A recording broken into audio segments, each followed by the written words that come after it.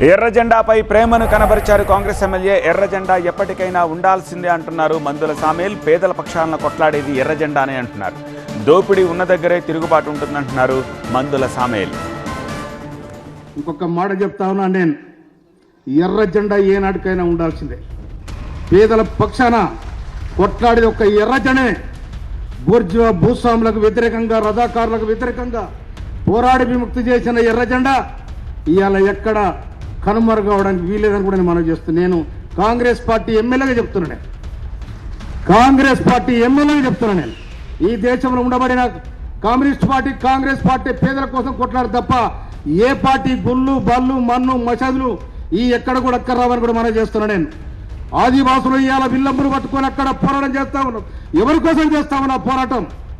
దానికి అర్థం అధికార చేతిలో ఉందని కగారు పేరు మీద అనుసరణ ప్రయత్నం చేస్తే అది ఏనాడు కూడా ఎక్కడైతే దోపిడీ ఉంటుందో అక్కడ తిరుగుబాటు ఎప్పటికైనా ఉంటుందని కూడా నేను మనం చేస్తున్నాను.